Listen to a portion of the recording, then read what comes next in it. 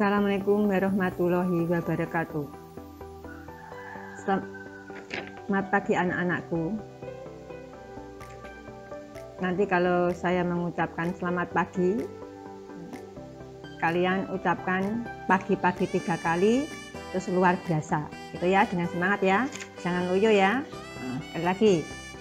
Selamat pagi, pagi, pagi, pagi, luar biasa. Terima kasih. Di pagi hari ini kita akan belajar produk kreatif dan kewirausahaan. Maka kalian konsentrasi dan keseriusan bisa ya. Sebelum kita mulai pembelajaran, mari kita berdoa dan mengucapkan Bismillahirrohmanirrohim. Kita masih diberi kesempatan oleh Allah untuk bertemu secara virtual dan keadaan sehat. Semoga kalian dalam hidupnya diridhoi oleh Allah Subhanahu wa Ta'ala. Pada kesempatan hari ini, kalian kemarin sudah belajar tentang menganalisis perencanaan produksi massal.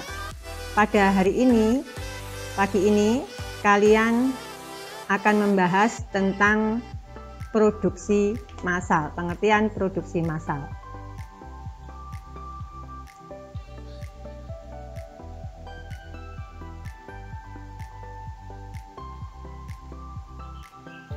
Nah, ini yang kemarin ya, kegiatan produksi massal industri garment ya. Kemarin sudah kalian analisis ya. Di sini tinggal nanti kita apa toh produksi massal itu. Kamu lihat ya, di mana pada produksi massal ya, produksi itu kegiatan untuk membuat barang atau jasa, sedangkan massal itu dikerjakan oleh banyak orang.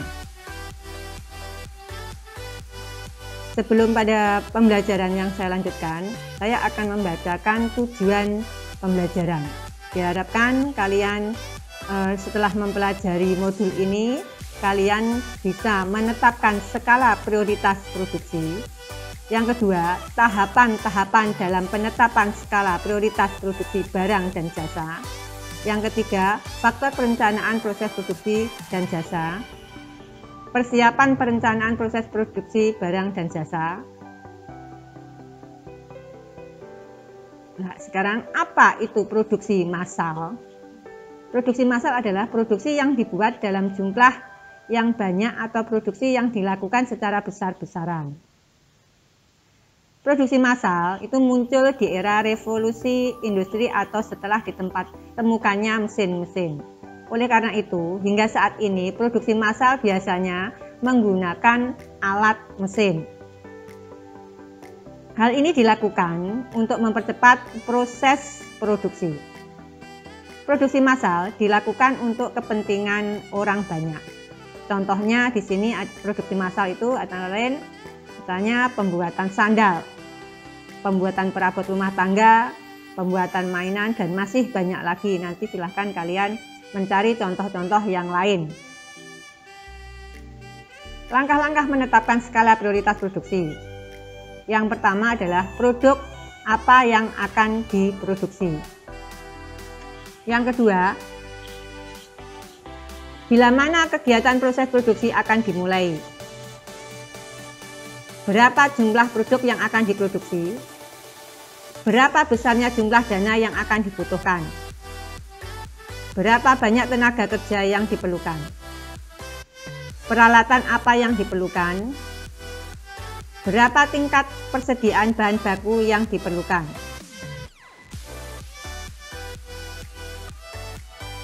Faktor-faktor yang perlu dipertimbangkan dalam menetapkan skala prioritas produksi. Yang pertama, sifat proses produksi barang dan jasa yang terputus-putus. Namanya terputus-putus itu proses produksinya itu tidak secara terus-menerus. Apabila memproduksinya, apabila mendapatkan atau dapat pesanan. Sifat proses produksi barang dan jasa yang terus-menerus, di mana dilakukan dalam pembuatan barang atau produk itu dilakukan terus-menerus walaupun tidak ada pemesanan. Jenis dan mutu produk yang akan diproduksi. Untuk menetapkan skala prioritas produksi barang dan jasa, ada beberapa jenis dan mutu, serta sifat produk yang perlu diperhatikan dan dipertimbangkan. Yang pertama adalah apakah produk yang akan diproduksi itu tahan lama. Namanya tahan lama itu bahwa produksi itu bisa apakah produk yang akan diproduksi itu tahan lama. Yang tahan lama berarti di sini penggunaannya itu lebih dari mungkin 1 bulan atau lebih dari 1 minggu. Yang tidak tahan lama, produk itu harus sekaligus habis. Contohnya makanan yang cepat basi itu harus segera mungkin disampaikan ke tangannya konsumen.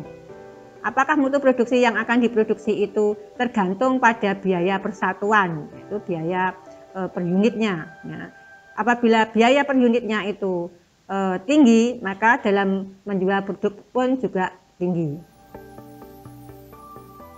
Jenis dan mutu produk yang akan diproduksi. Apakah produk yang akan diproduksi itu mempunyai sifat permintaan musiman atau tidak? Sifat musiman itu misalnya di sini adalah contohnya musim buah. Kalau permintaan itu musiman, ya, misalnya musim buah, misalnya rambutan atau mangga, otomatis di sini harga buah tersebut akan lebih murah dibandingkan pada waktu tidak panen. Apakah produk yang akan diproduksi itu consumer good atau producer good? Consumer good itu artinya di mana konsumen langsung bisa menikmati. Kalau producer good itu misalnya contohnya mesin-mesin yang dibutuhkan oleh siapa? Produsen. Jenis produk baru atau lama. Yang perlu diperhatikan dan dipertimbangkan jenis produksi baru disertai penelitian. Yang pertama adalah lokasi, tempat. Mungkin di sini lokasi atau tempat, misalnya di kota besar, itu produk sudah dikatakan lama. Kalau di pedesaan mungkin dikatakan baru. Karena apa? Karena lokasinya di perkotaan itu lebih memungkinkan dibandingkan dengan di pedesaan. Karena produksinya mungkin juga di kota, selain di kota juga transportasinya itu lebih mudah, lebih gampang dibandingkan dengan penyalurannya di desa. Makanya mungkin di desa ini produk yang lama untuk di kota dianggap baru bagi yang di desa. Jumlah produk, berapa jumlahnya produk itu yang diperlukan oleh konsumen. Sifat permintaan produk, sifatnya tahan lama atau tidak yang tadi. Tahapan dalam penetapan skala prioritas yang keempat adalah flow up. Adalah menetapkan dan menentukan berbagai kegiatan agar tidak terjadi penundaan dan mendorong terkoordinasinya seluruh perencanaan operasi proses produksi. Di mana di sini bahwa seorang wirausaha tidak boleh menunda waktu, karena waktu bagi seorang wirausaha adalah uang. Kalau ditunda berarti akan kehilangan uang tadi. Faktor perencanaan proses produksi barang dan jasa, yang dimana pengertiannya adalah perencanaan tentang produk apa dan berapa jumlahnya masing-masing yang segera diproduksikan pada periode yang akan datang. Faktor perencanaan proses produksi barang dan jasa. Yang pertama adalah manfaat produk bagi konsumen. Apakah produk yang dibuat tadi itu bermanfaat untuk konsumen? Kalau tidak bermanfaat, maka usahanya akan gagal karena tidak, atau yang dinamakan dengan gagal produk. Yang kedua yaitu permintaan pasar terhadap produk. Nah, makanya sebelum kita itu memproduksi harus adanya survei pasar. Apa sih kemauan konsumen itu seperti apa? Yang ketiga, potensi usaha seorang wirausaha untuk memperoleh keuntungan. di mana seorang wirausaha itu untuk usaha pastinya yang diinginkan adalah laba. Fasilitas operasi proses produksi. Dalam proses produksi, sebelum produksi, maka fasilitasnya harus dilengkapi dulu biar tidak berhenti pada waktu proses produksi berjalan. Yang selanjutnya adalah kekuatan persaingan dari perusahaan lain. Di mana untuk kekuatan persaingan, maka seorang wirausaha, karena persaingan sangat banyak sekali, maka perlu adanya kreativitas. Kemampuan distribusi, di mana pada distribusi di sini menyalurkan produk harus tepat pada waktunya untuk sampai ke tangan konsumen. Kalau tidak mau konsumen untuk mengalihkan ke produk yang lainnya. Yang selanjutnya adalah pengembangan produk pada masa yang akan datang. Kalau produknya itu sudah berjalan, maka untuk pengembangan produk, inovasi-inovasi barulah yang perlu dikembangkan oleh seorang wirausaha. Syarat perencanaan proses produksi dan jasa antara lain, yang pertama adalah perencanaan produk, barang, dan jasa harus disesuaikan dengan tujuan usahanya. Tujuannya mencari untung atau untuk istilahnya mencari untung, atau di sini tidak mencari untung, atau yang dinamakan dengan seperti sosial. Perencanaan kerja produksi dan jasa harus sederhana. Sederhana, tidak muluk-muluk, bisa dimengerti bagi pengguna dan yang membuat, kemudian dapat dilaksanakan dan digunakan untuk proses produksi. Perencanaan produksi dan jasa dan harus memberikan analisis dan klasifikasi kegiatan. Persiapan perencanaan proses produksi dan jasa. Yang pertama adalah prosedur persiapan. Prosedur persiapan proses produksi, jasa, dan antara lain. Yang pertama, seorang wirausahawan perlu membina gagasan produk dari konsumen atau pembeli. Gagasan itu adalah merupakan ide, ya, ide produk, karena konsumen juga mempunyai ide-ide untuk kemajuan usaha seorang wirausaha. Maka adanya ide dari konsumen perlu ditindaklanjuti. Yang kedua, seorang wirausahawan perlu mendorong para karyawan untuk ikut memikirkan gagasan produk yang akan diproduksinya untuk pengembangan usahanya. Persiapan yang kedua yaitu penyaringan gagasan. Tujuannya penyaringan gagasan di sini adalah proses produksi dan jasa untuk mendapatkan gagasan yang lebih baik.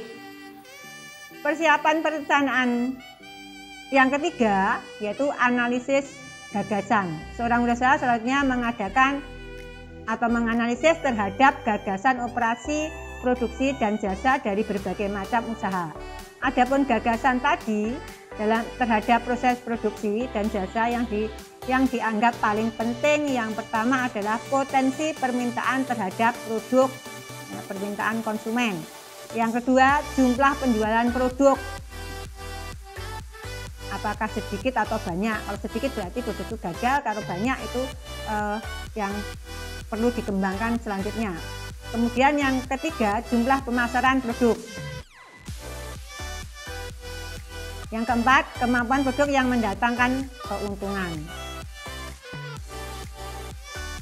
Persiapan perencanaan proses produksi yang keempat adalah percobaan proses produksi. Di dalam percobaan proses produksi ada dua hal yang sangat penting yang perlu diperhatikan. Yang pertama adalah dari tahapan pengelolaan gagasan menjadi satu kegiatan konkret. Pertama gagasan, kemudian dinyatakan dengan keadaan yang nyata, tidak diangan-angan saja. Yang kedua, perusahaan menghasilkan produksi yang dapat dipertanggungjawabkan baik secara teknis maupun komersial. Terima kasih. Sebelum saya akhiri, ini ada tugas, nanti kalian lihat di Google Classroom. Ya, nanti di sini yang pertama kalian cari ini 3 produk contoh produksi massal, keuntungan sistem produksi massal, dan kekurangannya apa produksi massal itu. tugas dikumpulkan lewat berokasi. Akhir kata, wassalamualaikum warahmatullahi wabarakatuh. Sampai ketemu minggu depan.